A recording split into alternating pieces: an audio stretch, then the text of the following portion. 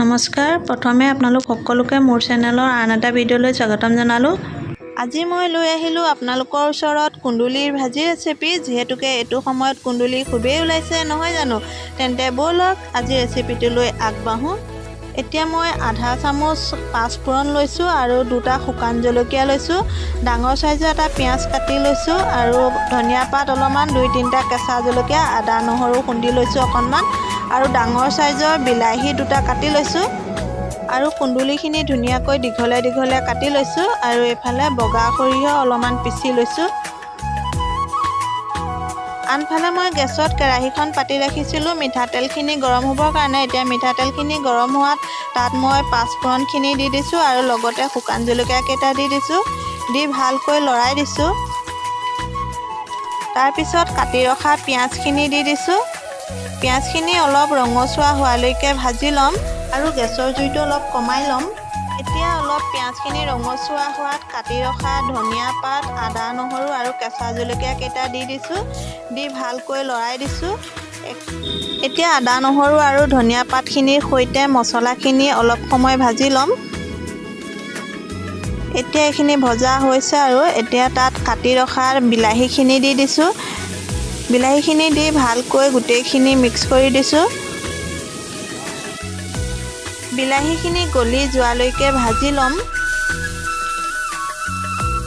এতিয়া সোৱাদ অনুসৰি নিমখ আৰু হালধি গুড়ি দি দিছোঁ। দি ভালকৈ লৰাই দিছোঁ। এনেকৈ অলপ সময় ভাজি ল'ম যাতে বিলাহীখিনি ধুনীয়াকৈ গলি যায়।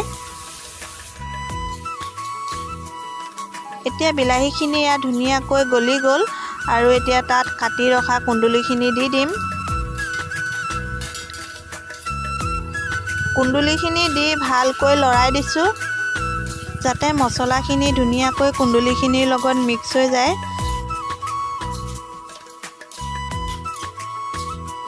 এতিয়া ঢাকনিৰে ঢাকি 5 মিনিটমানৰ কাৰণে ভাজি ল'ম।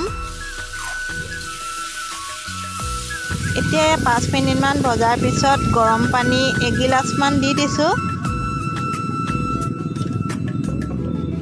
গৰম পানী দি ভালকৈ লৰাই দিছোঁ। লৰাই দি আকৌ ঢাকনিৰে ঢাকি দিম। এতিয়া ধুনীয়াকৈ উতল আহিছে। উতল আহিলত তাত আধা চামুচ চেনি দি দিছোঁ আৰু আধা চামুচ জিৰা পাউডাৰ দিছোঁ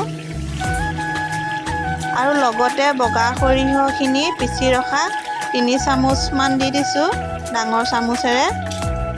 দি ভালকৈ লৰাই দিছোঁ।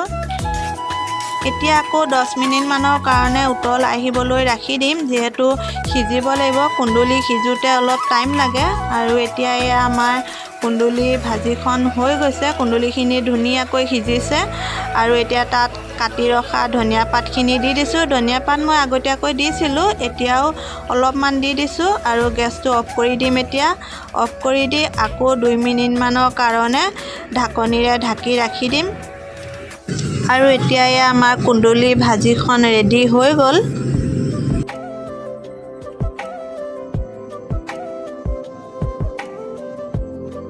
আৰু আপোনালোকে যদি কুন্দুলি খাই বেয়া পায়, এবাৰ আপোনালোকেও এনেদৰে বনাই খাব। আশা ৰাখিলোঁ আপোনালোকৰ ভাল লাগিব। আৰু ভিডিঅ'টো শেষলৈকে চোৱাৰ বাবে বহুত বহুত ধন্যবাদ। আৰু please like, comment, share and subscribe কৰিবলৈ নাপাহৰিব।